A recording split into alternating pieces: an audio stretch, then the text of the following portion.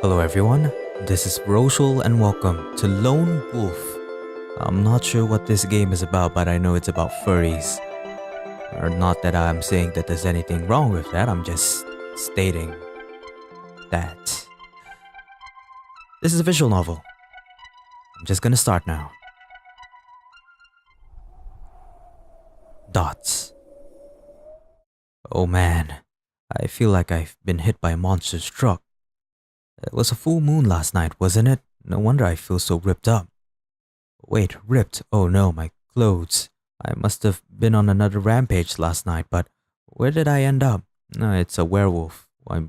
This guy, I mean. Dots, oh shit. Daphne. If Daphne is here, that means the depth of this mess I'm in finally starts to sink in. I smell rich, loamy soil all around me. Early morning sun dapples in through the ceiling. Oh wait, it's not supposed to do that. It's streaming in through holes and broken glass. A ripped up dirt and a beaten down door lay near me. But most importantly, piles of destroyed plants litter the ground. Not just any destroyed plants, Daphne's prized flowers. No wonder she looks pissed. I can't even pronounce the name she calls them, but she spent so much time taking care of them. She even sings to them, and I tore them up during a werewolf rampage or something. Did I? I can barely remember what happened. I always have a bad memory after a full moon. Oh man, I'm really in it deep. Hey Daphne. Oh, nice art. She looks really disappointed. Oh no. There was a full moon last night, I see. Yeah, I guess so. My memory is still a little fuzzy. You're in my greenhouse. Daphne's voice is quiet, yet as solid as a stone. And as cold as one too. Now I know I screwed up. Big time. She's usually so kind and patient, but now... I thought I asked you last time, out of all the places, to go gallivanting as a wolf. 2. Please leave my greenhouse off the list. My Drosera. They were growing so tall and healthy, and my Dionia were nearly ready to bloom, not to mention my darling Tonia. Daphne's got her back to me, her attention focused on the ruined stalks of her crumpled plants. She tenderly picks one up and cradles it against her chest. Sorry. I gotta say something. Save the screenshot. Oh, that's weird. Okay, I guess we can apologize. Daph, I'm so sorry. You're sorry. Daphne turns to me, her eyes narrowed, mouth curled into a frown. She's breathing hard out of her nose. I brace myself for an attack. She just stays still and sighs, shaking her head. I feel my stomach drop out from under me. Would love to dig myself a hole in the ground and live in it right now. But I just ruined her little garden even more. I know you can't help it. Huh? When it's a full moon, you can't help it when your wolf half takes over. Yeah, it's a real pain. Not only does it make my body feel like a giant's personal chew toy, but I can never really remember what I did the next day. I guess that's not important now. Come on, Laika, get up and clean yourself off. You can't go to work like this. You'll be late if you... Don't hurry. Daphne reaches out a hand to me. I realize I've been laying on the ground in a heap this whole time. How pathetic. I take her hand and wrap my own calloused one around it. Even through her garden gloves, I can feel warmth sinking through. It feels kinda nice in the cool morning. Oh yeah, standing. I need to stand. She yanks me up with a surprising force. Your clothes are ruined, Laika. Another pair for the dumpster. You should see if they're compostable first. Oh, Daphne, she never misses a beat. Oh, and Laika. She stops me before I leave, placing a hand on my shoulder. I turn to face her, but I can't bear to look her in the eye. I know it's not your fault. Come on, Daph, it totally is my fault. I'm not normally the type to plead guilty right away, but the evidence is pretty overwhelmingly against me. Okay, maybe you did it, but you couldn't help it. I still forgive you. Aw, what a gal. I feel my breath catch in my throat. Did I just hear her right? You what? You heard me, now hurry and get cleaned up. Don't be late for work. She shoves me out of the ruined entrance of the greenhouse and onto the cramped stone sidewalk leading out of the plot. Before I can say a word, I hear her busying herself with work. She's faintly humming on a tune I barely recognize. The sun slowly creeps up the sky, spilling orange light over the tiny path. Just ahead is the sidewalk into town. I can't dwell on the morning for too long. I've got to clock in. Okay, I can shower in record time when the threat of being late and pissing my boss off lingers overhead. I might look a little messy, but hey, they call them business slacks for a reason, right? Okay, that was bad. I need coffee. I grab a tiny styrofoam cup of off-brand coffee from the break room, complete with little packets of sugar substitute and non-dairy creamer. A quality beverage. The drinks aren't even the best part about this place. Enter my little home away from home. And when I say little, I mean minuscule, diminutive, microscopic. Okay, maybe I hunted in the thesaurus for too many words just because I'm bitter about this. But my office, no, my cubicle is so freaking small. I can barely stretch my legs out when I sit. My arms bump up against the particle board dividers. Yeah, I totally understand. This is like such a shitty, like when you have an office that's so fucking small, it's crazy. And worst of all, there are no windows. I can't even see the sunlight or the trees or tiny little birds stuffing themselves with lunch scraps. I've put in over 5 requests just for a junk desk next to a window and nothing. I am but a humble tech jockey here to fix your printer. Speaking of, I've barely put my headset on and the first call is already rolling in. Morning, this is tech support. How can I help you? Yes, I can't get my email. I need my email. Gerald from financing. A minotaur with the attention span of a fruit fly. He calls about this twice a week or more. Are you connected to the internet? I don't know, I just need my email. I've got a meeting in 10 minutes. Hover over the icon with the bars on your bottom right. It's not lit up, now what? Click it and connect to... Alright, I can take it from here. I've told him what to do 100 times, but he always wants to call me. He's as stubborn as a... well, you know. Whatever, at least I'm getting paid. The phone chirps in my ear again, looks like it's gonna be one of those mornings. Tech support, how can I help you? Yes, please, I need someone up in HR right away. Ooh, Melinda, siren with a voice like honey. The only time I've ever hung up on someone was when she started humming. What's the problem? Oh, my intern was looking for supplies and well, you see, she's a vampire. When she opened the supply cabinet, a whole box of tacks fell out. And now she's counting them. Every last one of them, it's a box of 1,000. Melinda, this is tech support. I know, you're the only number I've programmed on my phone. I need help right now, just please get someone. Tech support on speed dial. Yep, that's the kind of place I work at. Don't get me wrong, I know my job could be 10 times worse. There goes the phone again. Good morning, tech support, how can I help you? Yes, hello, I'm having trouble getting my reports to print out, can you help me? This must be someone new, she sounds younger than most of the callers. Her voice is smooth, sultry, not luring like a siren, but definitely picking my interest. Let's see if she knows anything about computers. Have you tried printing out a test page? Yes, and it just doesn't do anything. The paper doesn't come out. Does the printer icon appear at the bottom right corner of your screen? Yes, and it says something about queued jobs. Miss, can you walk over to your printer? Sure I can. Oh my god, it's not even on. No wonder it won't print. Problem solved? Yes, thank you. Well, no more impressive than anyone else in this building, but at least she's polite. I'm not gonna lie, I wish more of my callers were like her. Wouldn't mind if they sounded like her as well. Just like clockwork, barely a whole minute passes before the phone rings again. And it's her again, this should be interesting. Tech support, how can I help you? Yes, I think we just talked. That's right, what's going on now? Right after I hung up, my keyboard stopped working. It won't type anything at all. Is it wireless or wired? It's there's a cord and it's... oh geez, I think my chair pulled it loose. It's not even connected, I'm so sorry. You know where to Yes, thank you. She hung up pretty quickly this time. I wonder if I embarrassed her. Oh, well, maybe they'll teach her to check her cord before calling me. I lean back in my chair and stretch my arms out. I can barely get a good crack in my back before I hit the cubicle divider behind me. I wonder how long before I get a real office. Probably never. The phone's going off again. It's that mystery lady yet again. Tech support, how can I... sorry, you the only person down here? Just be my lonesome on Mondays and Thursdays. How can I help you?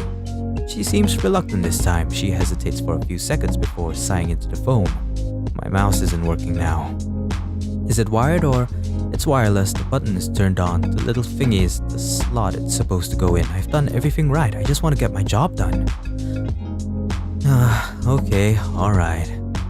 Is the little green light on? Green light? What green light? On the top of the mouse, the power light. Look, I'm doing everything right, but there's no green light. It's cool, it's fine. Don't worry, I don't think I can fix this over the phone. I can make an appointment to come around at 2 o'clock. I can't wait that long. You can bring it down to my office then. Fine, okay, I'm coming down there. Well, I didn't necessarily want my morning invaded by pushy corporate types. It is the quickest way to solve this issue though. At least she won't call again. A full 10 minutes pass before I hear footsteps scuffling down the hallway. I managed to pull myself from an utterly gripping screen full of emails to greet. Oh my, oh my. Wow, is she really the woman who's been calling me all morning? She's stacked. Oh damn, I'm a miss. I can't believe I just started. What am I, 12? Name's Victoria. Vicky if you prefer. I'm the one with the mouse. She saunters up to my desk and leans in, plopping the offending item in front of me. I have to tear my eyes away from her her hair. I swear I wasn't just staring at her. Okay, wow, Laika, don't let your tongue fall out of your mouth. So this Vicky is very attractive and obviously in need of my expert help, but she's still a total ditz when it comes to tech. I take a look at the mouse and flip the power button on and off a few times, no luck of course. Next step, I reach into my drawer and pull out a fresh pair of batteries. This should do the trick. Batteries? No way, wouldn't be that easy. But once the new pair are in, I flip the power button in and there it is, the little green light flickers on. See? Green light. I pointed to it for extra emphasis. She crosses her arms over her chest and her cheeks growing darker. Well, I'll just ask her then. I work an eyebrow up at her as I hand the mouse back. It's just batteries, pretty simple. She snatches the mouse back with a small huff. I can feel the temperature in the room drop a few degrees. Maybe that was a little too gruff. I guess my tone went overboard. You know, she's flipping the mouse over in her hand, eyes focused on the ground. Her tail lashes in annoyance behind her. You're not very effective tech support when you're a jerk. Ouch. Jeez, I'm sorry. I mean, she's got a point, but damn, talk about direct. My ears fold down as I rub the back of my neck. I feel my cheeks heat up as I stumble over a response. Okay, yeah, that was a bit much. A bit. I hold my hands up in defense, hoping to further the case I'm attempting to prove. I just want to help people be more tech savvy, you know? She pauses, her eyebrows shooting up. I might have grabbed her attention. So many people just jump to call me and don't even bother learning about what's wrong. I'm here to help, but like, what if this stuff happens at home, you know? You gotta actually pay for tech support outside of work. You've got somewhat of a point, but you don't have to be such an... Yeah, I know I was a jerk. I'm sorry, okay? She seems placated for the moment. Her shoulders drop, her tail relaxes. Finally, she leans against the cubicle divider with a pensive expression. See, if this ever happens in the future, you'll know what to do. Thankfully, I don't even have one of these at home. She holds the mouse up in the air, shaking it gently. I quirk a brow at her. Really, no computer? Who needs those anymore? You can do everything you need on a tablet anyway, and touch screens are so much easier. I mean, I guess, but what about if you need to write a big report or type something out? That thing would be too slow. Negative. She's smirking now and slowly sauntering back over to my desk. The fuck? Did she just get the upper hand? Have I been outplayed at the one thing I'm good at? Can do all sorts of things with handhelds and portables. They're very versatile. Yeah, how so? Maybe one day I can show you. And you can buy me lunch to make up for being a jerk. What? She just... That was smooth. Without waiting for a response, response, she grabs a pen out of the little coffee cup on my desk that says "World's Okayest Werewolf" and scribbles numbers down on a notepad. I can't even respond before she's sashaying out of the cubicle and down the hallway. From waking up in Daphne's greenhouse to this has got to be one of the weirdest days on record.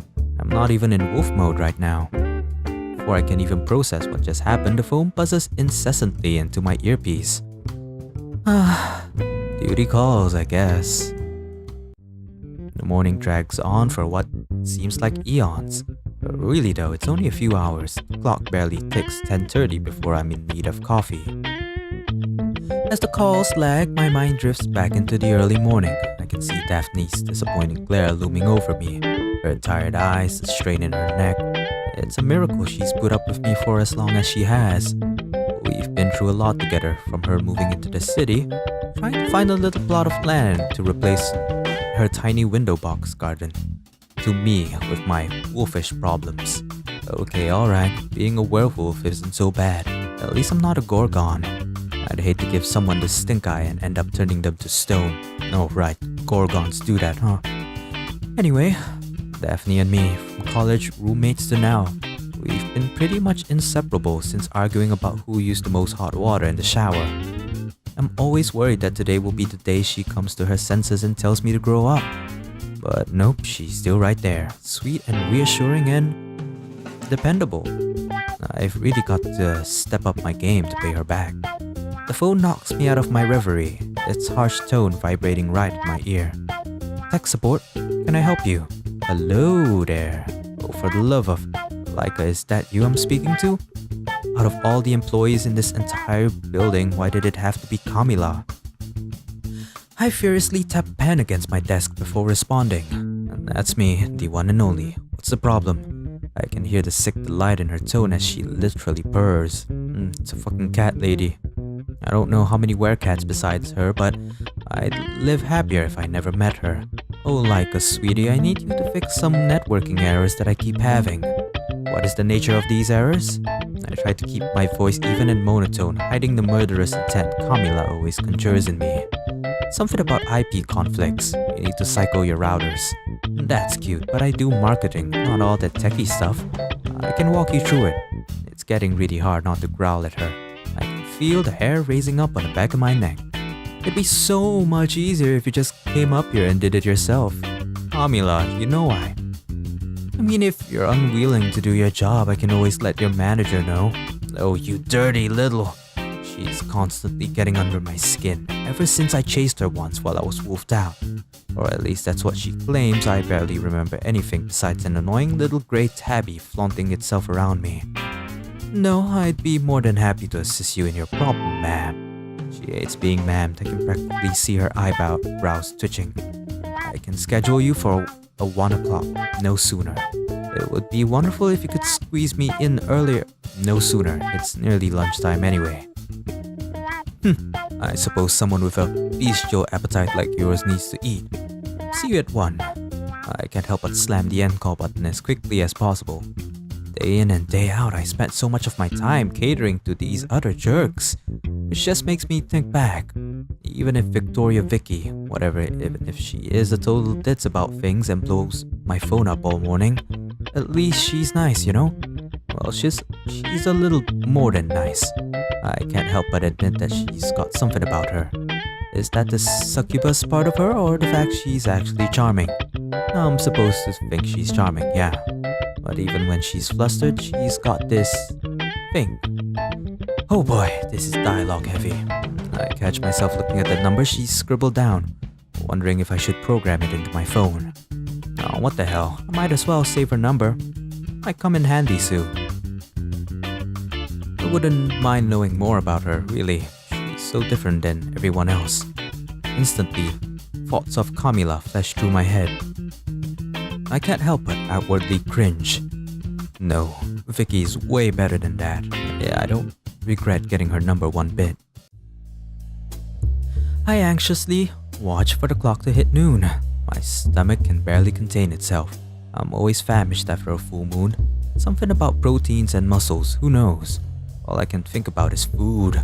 I usually pack some boring sandwich or frozen junk, but today I'm getting something special after the morning I had. I would say this morning really sucked at work, but really, most mornings are like this. Still, the whole greenhouse thing just adds on to the stress.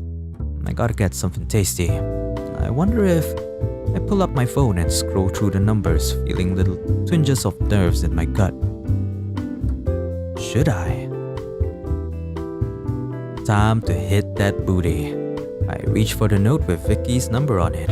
My heart pounds faster as I punch her digits onto my phone. I shouldn't even be this giddy, it's just lunch, right? Chill out. Still, I don't even know if she'd even agree to it. I mean, we just did technically meet this morning, and I do sort of owe her for being kind of rude to her this morning as well. I know I can be a jerk sometimes, but it's not often someone bites back like that. She answers after one ring, her voice cool and professional. Victoria speaking. How may I help you? Wow, calling her for business would feel intimidating enough. I have to steel my nerves to keep from stuttering. Hey, Vicky, it's Laika from earlier. Laika, hey, I see you kept my number. She sounds more relaxed now, like she was earlier. Whew, I can handle this. Yeah, I actually wanted to see if you'd like to get out of here for lunch, like out of the building since it's lunchtime. I thought I could handle this. Sounds great, I'm starving. Really? Yeah, why not? You're not gonna wolf out on me, are you? I can hear her snickering into the phone. It doesn't work like that. Come on, cut me some slack. I'm kidding. Alright, I'll meet you outside. I have just the place in mind. My hands are jittery and damp as I hang up the call. I can't remember the last time I've been so nervous. Outside, the warm afternoon sun spills over me. The morning chills faded now, but I'm not complaining. It's a nice break from the cool office air conditioning. Victoria greets me as she exits the building and leads me down the street. The scent of street foods and curbside vendors waft towards my nose. I'm already drooling before we make it to a block down the street. Ooh baby, this is it. Cafe Garo. Doesn't it look fancy? Fancy, yes, fancy, expensive, maybe? Now my nerves are dancing around in my stomach. Not just from this lunch outing, but from the possible pain in my wallet. It looks great, yeah. I try to smile as we peek around the outside of the building. There's a small pavilion with tables and umbrellas. When we sit outside, I wouldn't mind some fresh air. I was just thinking the same thing. Vicky grins as she leads us over through manicured shrubs and blooming flowers.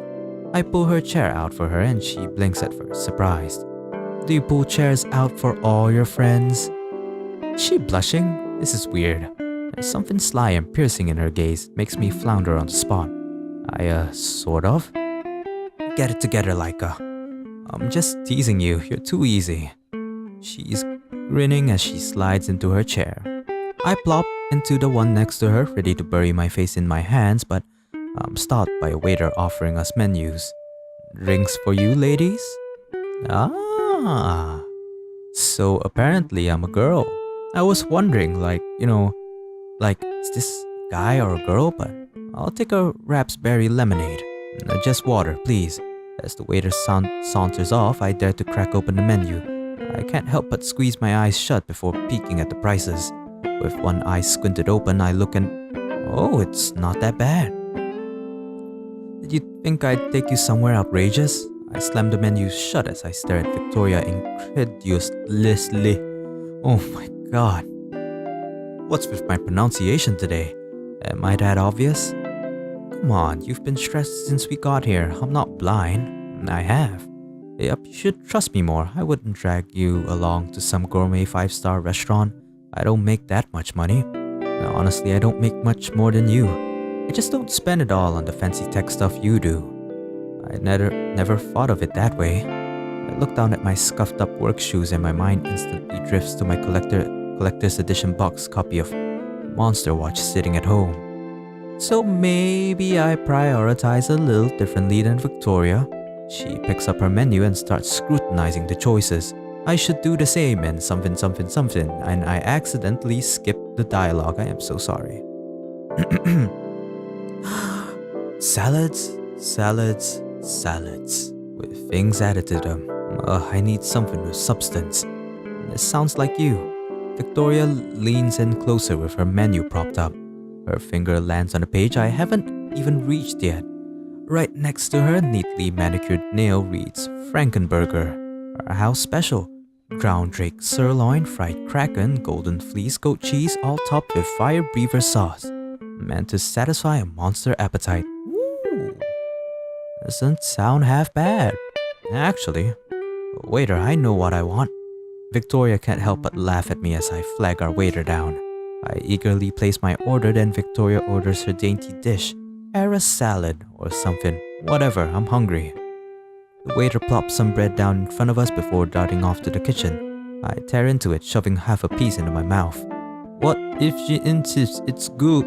Oh my god, that's not very... I can barely chew it all before starting in on the next piece.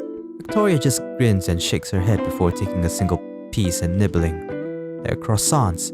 Have as many as you want, they'll bring more. This is cute, kind of. She watches me for another moment before pulling out her phone to type something in. I stop stuffing my face for a moment. Maybe she's bored already. I should talk more, right? So, how did you end up at this job? I needed some place with better hours and better pay. Honestly, I didn't expect them to hire me. I'm not exactly their type. Their type is old and grouchy. At least those are the people I deal with. It makes the days take forever to go by.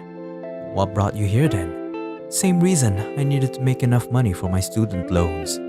I feel you. I have a lot to pay off. I mean, you've got them too. Suddenly, Victoria feels less like some high-class fashionista and more down to earth. Not that it's cool we both have massive debt in common, but it makes her feel less distant. Doesn't everyone our age? It feels like it. Such a bummer too, because it's a lot harder to reach for your dreams with all the debt in the way. I agree. Dreams, huh? Like what? Oh, it's silly. I'd bore you. Oh, come on, I promise I won't judge. She narrows her eyes, scrutinizing me for a moment. Her lips purse, and she thoughtfully taps her chin. Okay. Spill it. I've always wanted to be a fashion designer. That's really not surprising at all. I can totally see it. From the way she dresses to the way she acts. That fits you perfectly. You think? She's grinning and her cheeks are growing just the tiniest shade darker. It would be a huge leap to pursue it, I mean. We're talking possibly more depth or more risk, but it's where my heart is. I chew my lip as I think over what she said, mulling the words over in my head. You know what? Go for it. If you have a dream, why would you stop yourself from, chasing it? If it means a lot to you, maybe you should take the leap. I munch on another piece of bread as I watch her ponder over my statement. She tilts her head to the side for a moment. Could always start off part-time or do it on the weekends, I mean. There's no need to make some huge risk right up front. Make it a hobby and have fun, I never thought of it that way. Big changes start with little steps forward. It doesn't have to be some huge leap. Wow, I didn't expect such solid advice from someone like me. I quirk my brow as I lean in closer. She smirks in return. Laika, you're kind of a nerd, admit it. The nerd that came to your rescue this morning. You couldn't do your work without me. I flash her the most annoying grin I could muster. To my surprise, she actually laughs instead of smacking me on the arm like I expected. Are you this charming to everyone? Am I what? No, not on purpose. I mean, not to everyone, not that I know of. Smooth, Laika, real smooth. Sorry. That was probably too forward. No, not at all. I didn't mind. I'm having a lot of fun with you, Laika. I feel my heart flutter in my chest. My stomach does this weird flip-flop as I feel my cheeks heat up. Before I can say anything, the waiter brings our food out. That's either perfect or horrible timing. Can't tell. Well, looks delish, doesn't it? Suddenly, my hunger kicks in again. I'm just about to lunge into my burger when Victoria stops me. Let's get a photo. For commemorative purposes? Huh? She got her phone out with a little camera pointed right at me. Before I can move, She scoots in closer and wraps her arm around my back. Her hand feels warm even through my clothes. I can't help but shudder. And smile. I do my best to smile, even though I'm sure it looks cheesy. When she pulls away, she's got this cat-like grin on her lips as she looks at her phone. Nice. She tucks it back into her pocket with smug satisfaction. Okay, now you can eat. She doesn't have to tell me twice. I turn to the burger, chomping down half of it in no time. This is so freaking good. See? Trust my choices. I have to admit that she's got excellent taste. This is really good. Not just the food, I mean. Like this. Victoria motions at the table and at me. We should do this more often. So you can sneak in more photos? Shut up, you like that? I can't help but stick my tongue out at her. My god, this feels edgy. Are you guys like 12 years old or something? I eat my fill until I'm thoroughly stuffed, finishing off the whole burger. Victoria boxes up her leftovers before we pay and leave. Back to the dungeon. I can't help but sigh as we make our way down the sidewalk back to work. Maybe I'll come up with some technical problem so I can bug you. Knowing you, that won't be hard. Hey. She jabs at me in the ribs. I laugh as I gently shove her back. We're both giggling and grinning as we get back into the office. We part ways at the elevator, bidding goodbye for the afternoon. Alright. I think this is a good part to stop this visual novel for now. You know, like, so far I've been really liking the story. I might actually play more of this. If you guys enjoy this series, what is the title for this again? Lone Wolf? Then let me know. I'll be glad to play more of these. I mean, read. It's a Vero read, not a Vero play. Jeez, Vero. Okay, so once again, thanks everyone for watching Lone Wolf, and I'll see you guys in the next part. If I'm willing to continue and if you guys are enjoying it. So yeah, either the next part or next video. So bye. Stay frosty, y'all.